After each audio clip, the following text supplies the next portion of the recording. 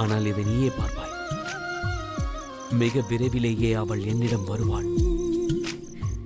அதுவும் எந்த நந்தபுரத்திற்கு.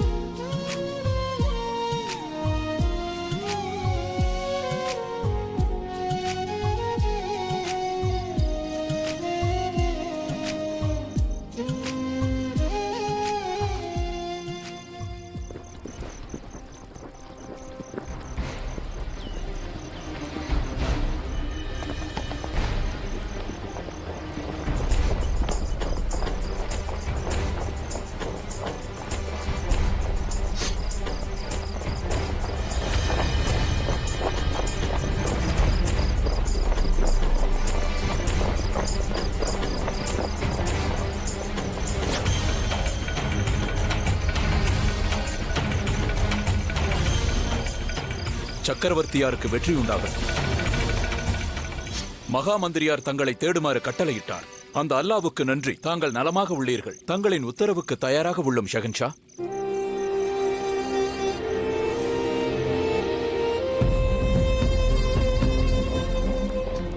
மயக்கமடைந்த அப்துல்லாவை தனது குதிரையில் ஏற்றிக்கொண்டு எதிரியின் எல்லையை கடந்து ஷான்பூருக்கு பயணமானார்.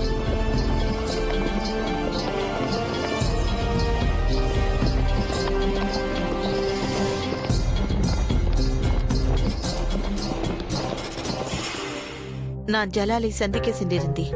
வரும் வழியில் அஜ்மீன் தர்காவையும் பார்த்துவிட்டு வந்தேன். சேனைகள் திடீரென்று பாதையை மாற்றிவிட்டார்கள். ஆதலால் இந்த பக்கம் வரவேண்டியதாயிற்று. ஆதலால் உங்களை பார்ப்பதற்காக வந்தேன். மகளே ஹமீனா பானு, நாம் நினைப்பதால் என்னாகப் போகிறது? அவனல்லவா நினைக்க வேண்டும். யாருடைய பாதையை எப்பொழுது மாற்ற வேண்டும் என்று அவன் மட்டுமே அறிவான்.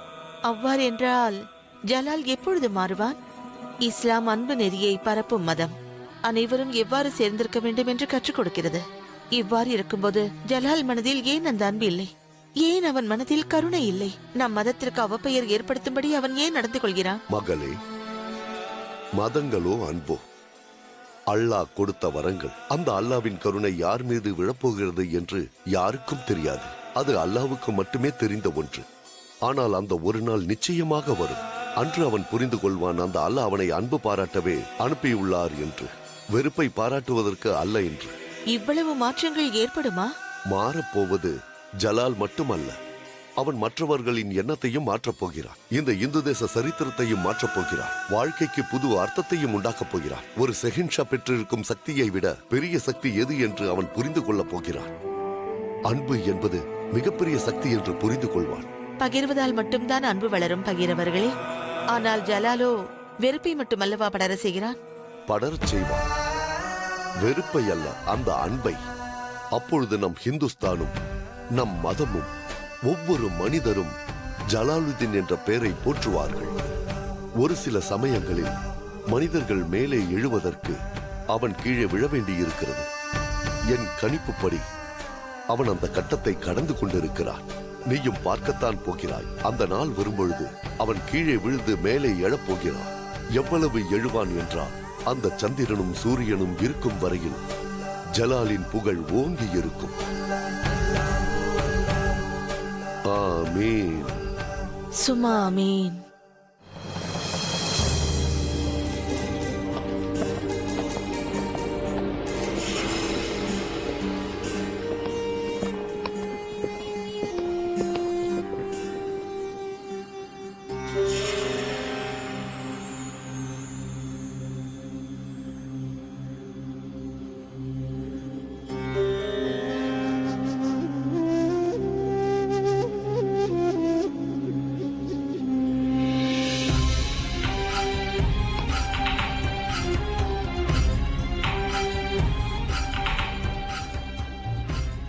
அஸ்ஸலாமு அலைக்கும்.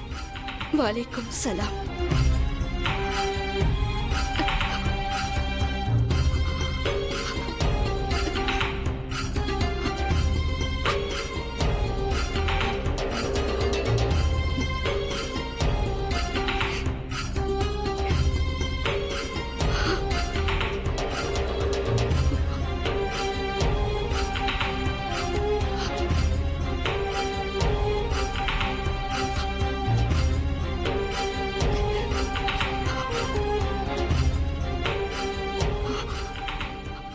காயம் ஏற்பட்டிருக்கிறது. மருந்தை கொண்டு வாருங்கள்.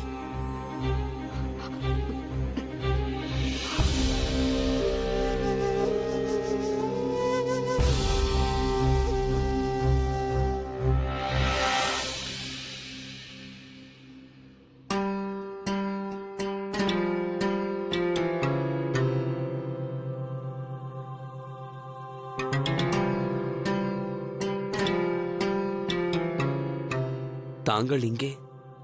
எனது மகன் ஜலால் தன் பெரியம்மாவை மறக்கவில்லையே என்று பார்க்கத்தான் வந்தேன். தங்களுக்கே தெரியும் என்னால் தங்களை மறக்க முடியாதென்று. என் மகன் எதற்காக இந்த கிரீடத்தை கழற்றினார்? இதை அணிந்து கொண்டு என் பெரியம்மாவிடம் பேசுவதில் எனக்கு உடன்பாடில்லை. என் பெரியம்மாவிற்கு இருக்கும் அதிகாரம் அதைவிட மிக பெரியது. அதனால்தான் என் மகன் பாதுகாப்பாக இருக்கின்றானா இல்லையா என்ற தகவல் கூட எனக்கு கிட்டவில்லை. ஏனென்றால் நான் உனக்கு வளர்ப்பு தாய்தானே. வளர்ப்பு தாயானாலும் என் கையாலேயே பால் ஊட்டி அன்னத்தை ஊட்டி ஒரு தாயை போல் வளர்த்திருக்கிறேன். உன் வாழ்க்கையில் எனக்கென்று ஒரு சிறு இடம் கூட கிடையாதா? தாங்களே அறிவீர்கள், நான் உதவ முடியாத நிலையில் இருக்கிறேன். நான் அரசியல் விவகாரங்களில் மூழ்கி இருக்கிறேன் என்று தங்களுக்கே தெரியும். நடந்ததை எண்ணி நான் மிகவும் வெட்கப்படுகிறேன். அந்த அல்லாவின் கருணையால் யார் முன்பும் எதற்காகவும் நீ வெட்கப்பட தேவையில்லை.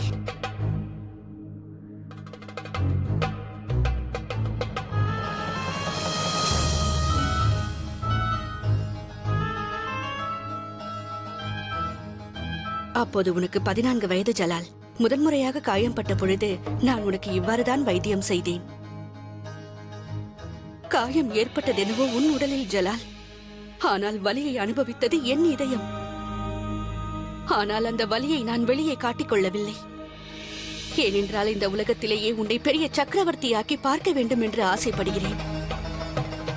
ஆனால் இன்று இந்த காயத்தை பார்த்தவுடன் பெரியம்மா, இந்த காயம் எனக்கு சரித்திரத்தில் சாட்சியாக இருக்கப் போகிறது. எனது வெற்றிக்கு கிடைத்த பரிசு இது. நிச்சயமாக.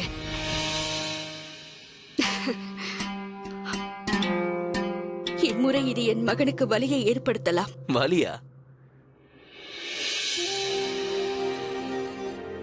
வலி என் அருகில் நெருங்குவதற்கு கூட பயப்படும். தாங்கள் கவலை கொள்ளாமல் மருந்தை தரவுங்கள்.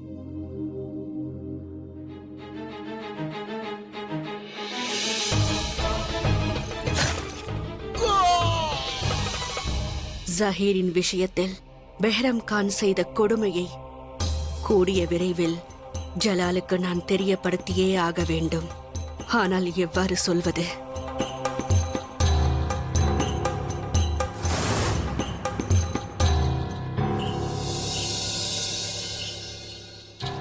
ஹக்கீம் அவர்களே, ஜஹீரின் உடல்நிலை எவ்வாறு உள்ளது?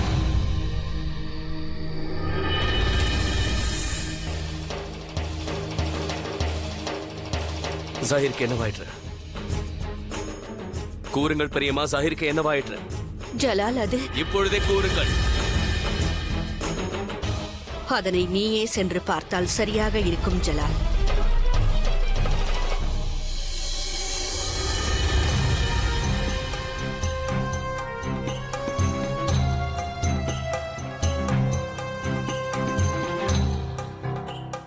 மருந்து இன்னும் மிஞ்சியிருக்கிறது. இதை அப்துல்லாவின் காயங்களுக்கு தடவுங்கள்.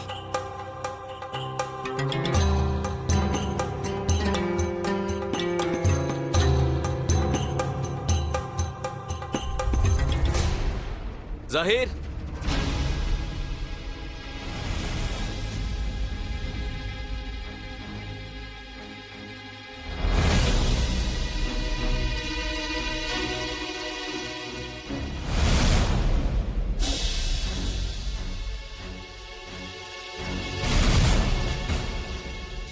சற்று பொறுத்தால் நல்லது. தாங்கள் இவ்வாறு கண்ணீர் விட்டு அழுதால் அது தங்கள் கண்களின் வலியை இன்னும் அதிகப்படுத்தும். யாருக்கு இவ்வளவு தைரியம் வந்தது? எனது நம்பிக்கைக்கு பாத்திரமானவனுக்கு இவ்வளவு கொடுமை செய்ய எவனுக்கு துணிச்சல் வந்தது? என் கேள்விக்கு பதில் தெரிந்தாக வேண்டும். கூறுங்கள், இந்த நிலைமையை ஏற்படுத்தியவன் யார்? யார் என்று கூறுவதற்கு பயந்து கொண்டிருக்கிறார்கள் சக்கரவர்த்தி.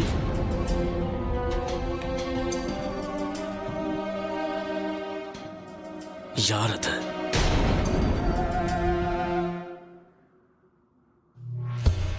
அரசியல் விவகாரங்கள் எமக்கு தெரியாது. சஹீரை இந்த நிலைக்கு ஏன் ஆளாக்கினார்கள் என்று கூட எனக்கு தெரியாது. யார் இவ்வாறு செய்தார்கள் என்று கூறுங்கள். நான் அவரது பெயரை என் வாயால் சொல்லக்கூடாது சக்கரவர்த்தி. ஏனென்றால் நீ அவருக்கு தந்தையின் ஸ்தானத்தை கொடுத்து வைத்திருப்பதால். கான் பாபாவா?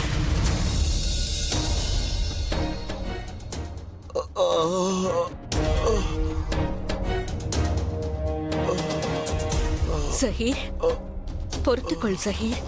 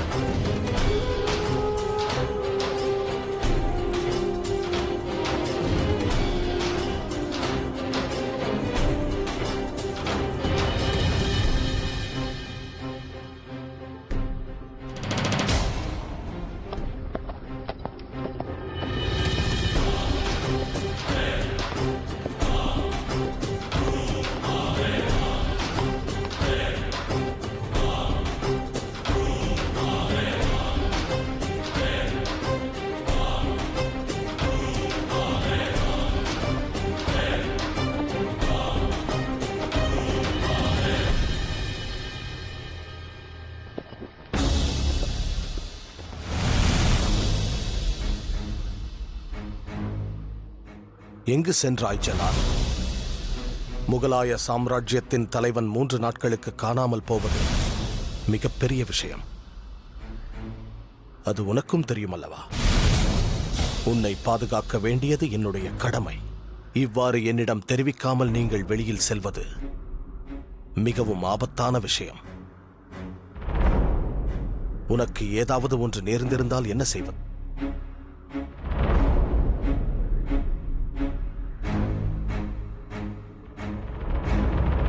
ஜலால், நான் உன்னிடம்தான் பேசிக் கொண்டிருக்கிறேன்.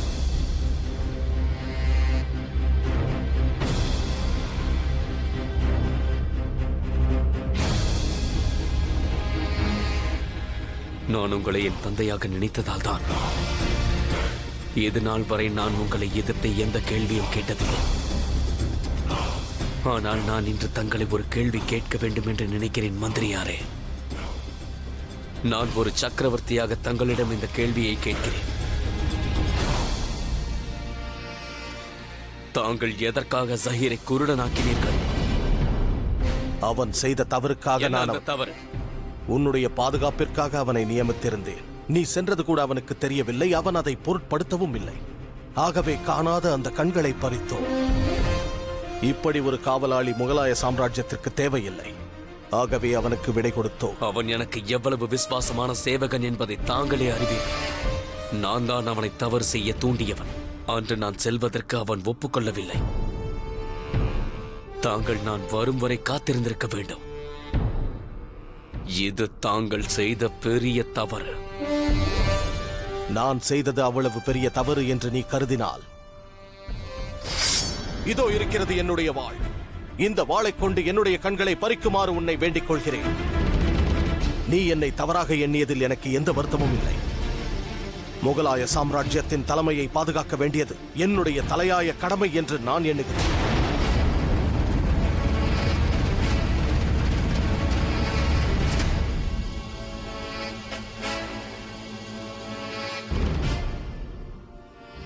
ஒரு மகன் தன் தந்தைக்கு எந்த தண்டனையையும் அளிக்க முடியாது. ஆனால் ஜஹீரை குருடனாக்கியதற்காக நான் வாழ்க்கை முழுவதும் கவலைப்பட்டுக் கொண்டிருப்பேன்.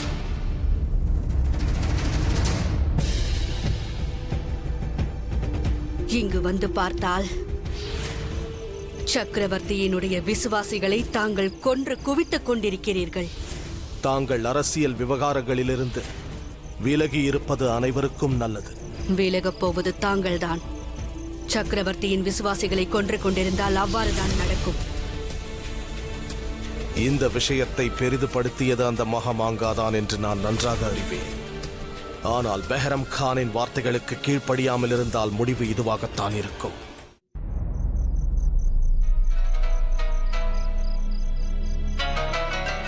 இன்று முதல் முறையாக ஜலால், பெஹரம் கான், மகாமங்கா இவர்களிடையே நிலவிய பிரச்சனை அடுத்த கட்டத்தை எட்டியது. இதன் காரணமாக ஜலால் முதல் முறையாக பெஹரம் கானை கேள்வி கேட்க வேண்டியதாயிற்று.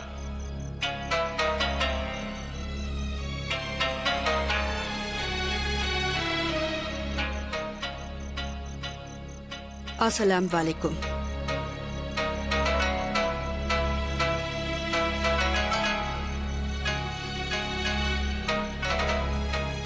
மாலைக்கும் அஸ்ஸலாம். நீ என்னை அழைத்தாயா சக்கரவர்த்தி?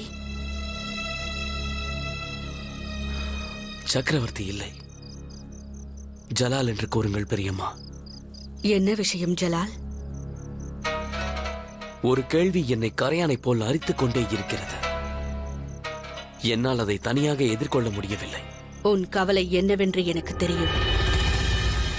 நீ உன் படை வீரர்களையும் பெஹரம் கானையும் எந்த அளவிற்கு நேசிக்கிறாய் என்று எனக்கு தெரியும். ஒரு அறிவுரையை கூறுகிறேன். ஒன்றை மட்டும் நினைவில் கொள். அன்பு மனிதனை பலவீனப்படுத்திவிடும், பிறகு உறவு அவனை அழித்துவிடும். யானை நடந்து செல்லும் பொழுது நாய்கள் அதை துரத்தும். நாம் பார்ப்பதற்கு நாய்களே யானையை வழிநடத்தி செல்கிறது போல் நமக்கு தோன்றும். ஆனால் உண்மை அதுவல்ல. இந்த முகலாய ஆட்சி நடந்து கொண்டிருக்கிறது என்றால் அதற்கு நீயும் உன் உடம்பில் வம்சாவழியாக ஓடிக்கொண்டிருக்கும் சக்கரவர்த்தியின் ரத்தமும் தான். குழந்தை பருவத்திலிருந்து இன்று வரை எனக்கு கான்பாபா தான் குருவாக இருந்து வந்தார். நான் அவரை என் தந்தை போல் நினைத்து வந்தேன். பிறகு உன் விசுவாசியான ஜஹீரை பற்றி ஏன் கவலைப்பட்டுக் கொண்டிருக்கிறாய்? ஜஹீருக்கு நடந்தவைகளை மறந்துவிடு ஜலால்.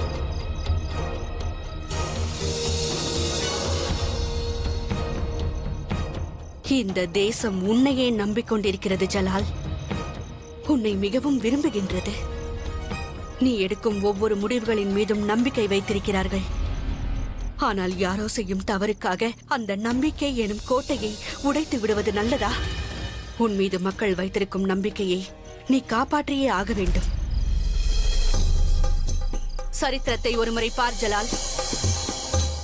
கொடுங்கோலாட்சி வெகு காலம் அரசாட்சி புரிந்ததில்லை. இதற்கு மேல் என் ஜலாலுக்கு விளக்கம் தேவையில்லை. खुदा हाफिज.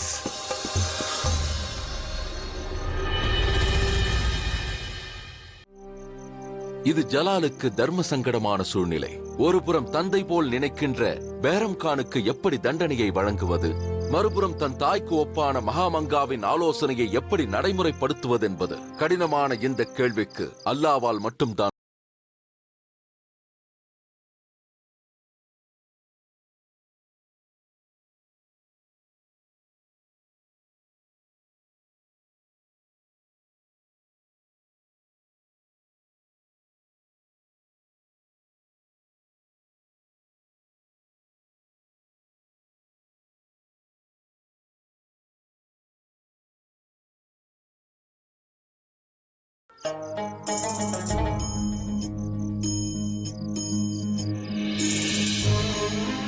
ருக்கையாவை சந்திக்க ஆக்ரா செல்ல வேண்டும் என்று ஜலால் முடிவெடுத்தார்.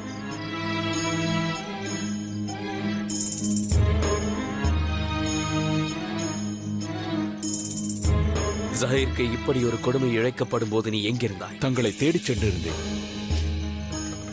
தாங்கள் திரும்பி வந்ததை கேள்விப்பட்டு இப்பொழுதுதான் வந்தேன். தங்களிடம் ஒன்று கேட்கலாமா? கேள். நீங்கள் கண்டிப்பாக வேட்டைக்கு செல்லவில்லை, ஏனென்றால் காடு முழுவதும் தேடிவிட்டேன். நான் தெரிந்து கொள்ளலாமா 3 நாட்கள் எங்கு சென்றீர்கள் என்று? ஒருவேளை நான் ஆமீருக்கு சென்றிருந்தேன் என்று கூறினால் அதை நீ நம்புவாயா? ஆமீரா?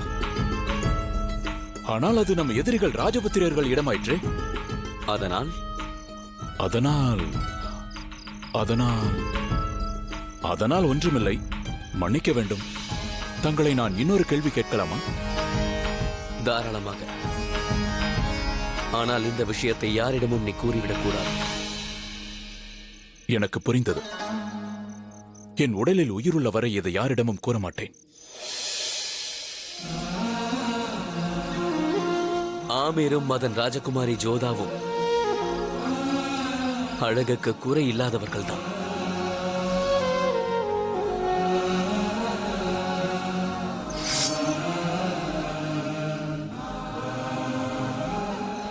பிறகு எதற்காக இந்த தாமதம்? உடனே ஆமீர் மீது படையெடுப்போம். இல்லை ஷெர்ஃபுதீன், சற்று பொறுமையாக இரு. நான் போருக்கு முன்பாக சிலரை சந்திக்க விரும்புகிறேன். அதனால் நாளை சூரிய உதயத்திற்கு முன்பாக ஆக்ராவிற்கு செல்ல திட்டமிட்டுள்ளேன்.